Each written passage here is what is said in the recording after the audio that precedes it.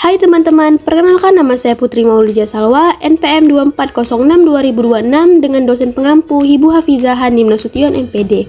Dengan video ini untuk memenuhi tugas UAS animasi tentang hujan dan banjir. Mari kita lihat videonya. Nah teman-teman, di sini saya akan menjelaskan bagaimana proses terjadinya hujan, apa saja faktor penyebab hujan, apa dampak terjadinya hujan, dan apa saja langkah-langkah untuk menghadapi hujan. Mari kita masuk ke videonya. Nah, belakangan ini di Indonesia sering sekali terjadi hujan, terutama di bulan Oktober hingga November. Bahkan hujan bisa turun kapan saja saat pagi, siang, ataupun malam hari. Nah, apakah kalian tahu apa itu hujan? Hujan adalah fenomena alam yang terjadi ketika uap udara di atmosfer mengembun dan jatuh ke permukaan bumi dalam bentuk tetesan udara. Proses ini dimulai dengan penguapan udara dari permukaan laut, sungai, danau, atau tanaman yang disebut dengan transpirasi. Uap udara yang naik ke atmosfer kemudian mendingin dan mengembun membentuk awan.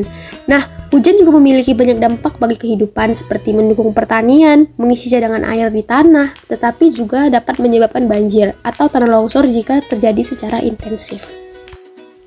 Nah, proses pembentukan hujan ada 5. Yang pertama ada evaporasi, transpirasi, condensation, precipitation, infiltrasi, dan runoff. Nah, yang pertama itu ada evaporasi, yaitu penguapan. Nah, air dari permukaan bumi akan menguap akibat panas matahari dan berubah menjadi uap air. Nah, yang kedua ada transpirasi, yaitu tumbuhan juga melepaskan uap air melalui proses yang disebut dengan transpirasi.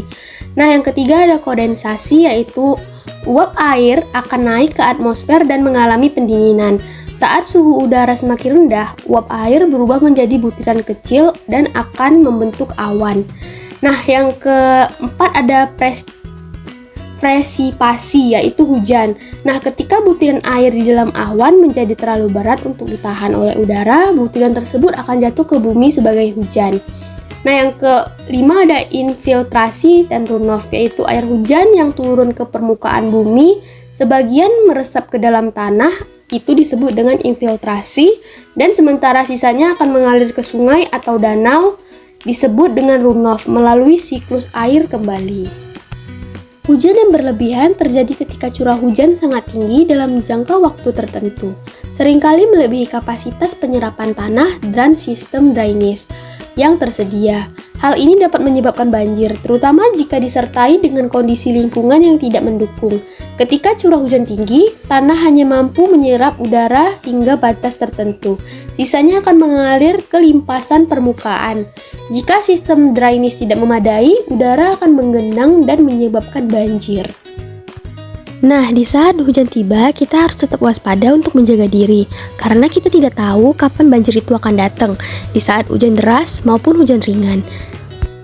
Karena curah hujan yang berlebihan, muncullah berbagai dampak, yaitu dampak pada lingkungan dan dampak sosial. Nah, kita masuk ke dampak lingkungan. Yang pertama itu ada banjir.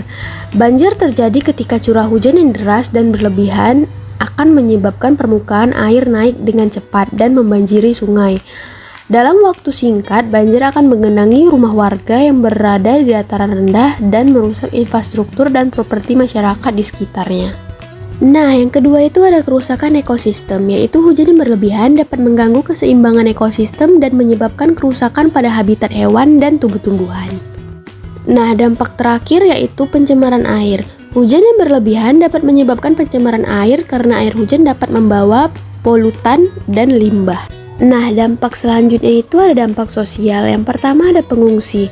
Banjir yang disebabkan oleh hujan yang berlebihan dapat menyebabkan pengungsi dan mengganggu kehidupan masyarakat. Nah, dampak yang kedua ada kerusakan infrastruktur, yaitu hujan yang berlebihan dapat merusak infrastruktur seperti jalan, jembatan, dan bangunan.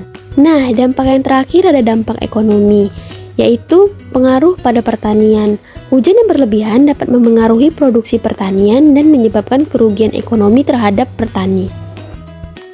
Nah, hujan juga dapat mengakibatkan bencana seperti tanah longsor, angin kencang, banjir, banjir bandang, dan puting beliung. Nah, sekian video animasi tentang hujan dan banjir yang saya buat. Bila ada kurangnya, mohon dimaafkan. Saya mengucapkan terima kasih teman-teman.